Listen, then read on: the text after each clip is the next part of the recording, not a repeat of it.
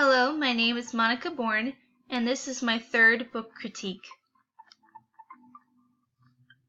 Karina lives on the island of the Blue Dolphins. After a tense relationship between her people of the island and some Aleut hunters, her father is killed. The new chief goes off in search of a new place for them. A ship comes sent from the new chief, and as it begins to sail off with the villagers, Karina notices that her brother has been left on shore. She jumps into the ocean and swims back to be with him. Her brother Ramo, however, is killed by wild dogs. Karina is then alone on the island. She has to survive on her own for many seasons, finding her own food, making her own clothes, weapons, tools, and shelter. The island has very few visitors over the years, but none stay. Karina even survives an earthquake before she is rescued by a ship of white men. It's really cool how this story is based off the real tale of a Native American girl who was stranded on an island off the coast of California for nearly 18 years. I like how the details are presented in an interesting manner and how the reader feels for the main character. In this 6th grade ELA lesson, after demonstrating how the plot of The Island of the Blue Dolphins contains a series of episodes in the plot, students will create their own visual analysis of the episodes and incidents and how the characters respond or change. Using either Plotagon, Bubbler, Make-Believe Comics, or Pixton, students can create a comic highlighting the episodes of a book of their own choosing, as well as the characters' reactions or changes. These tools, especially Pixton, utilize modification in that students can create their own comics based on events, while using their own creativity and critical thinking to demonstrate understanding. These comics can be presented and shared with other classes that are working through other books for other literature classes. Students can critique each other's work and give feedback on the comics to help students see what they did well and what they can improve to best utilize the technology. This is the Pixton that I created.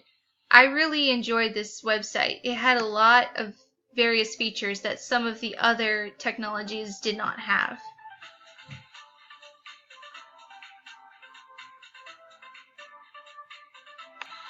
The second lesson I created is a 5th grade social science lesson. The Island of the Blue Dolphins is a story about a Native American girl who lives on an island off the coast of California. Based on region, it could be determined what kind of tribe she belonged to. It is important for students to learn the history of America and the people that lived here before them. Students will learn about the different regions and tribes of Native Americans. They will also compare and contrast them based on lifestyles and appearances. These reveal how the Indians adapted to whatever region they lived in. For example, the differences between the Great Plains versus the eastern woodlands in their shelters.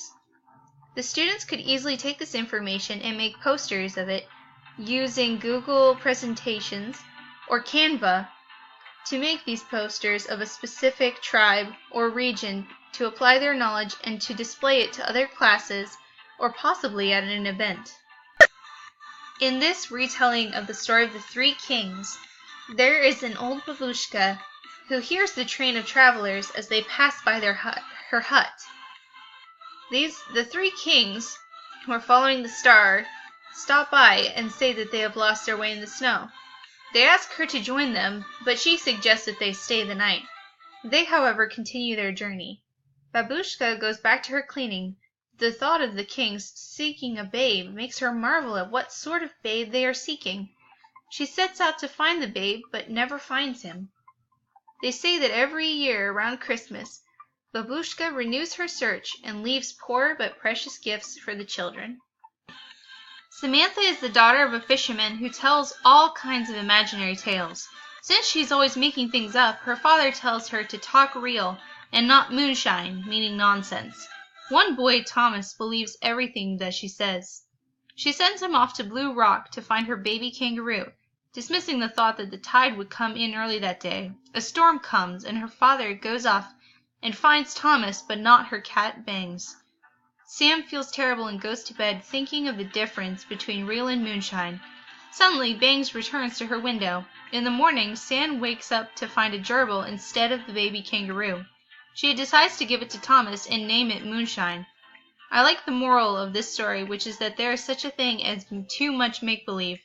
Like her father says, there is good moonshine and bad moonshine. In this Pueblo Indian tale, the Lord of the Sun sends a spark of life to Earth that becomes his son, the boy. The boy goes off in search of his father. Once the two are reunited, the father sends the boy back to Earth to bring his spirit to the world of men. The illustrations in this book really fit the theme of a creation myth of the Pueblo Indians. The designs of the characters are geometric, and this makes it easy to distinguish both who is who, but also what kind of person they are. This story starts out as the fairy tale of the three little pigs. When the first little pig is blown out of the story by the wolf, the pigs set off on a journey outside their own story. They find the cat from Hey Diddle Diddle and a dragon. They all go back to the pig's story, and the dragon scares away the wolf for good. They all live happily ever after. This book is really unique because it retells the story with a twist. It's also illustrated like a comic book. Thanks for watching!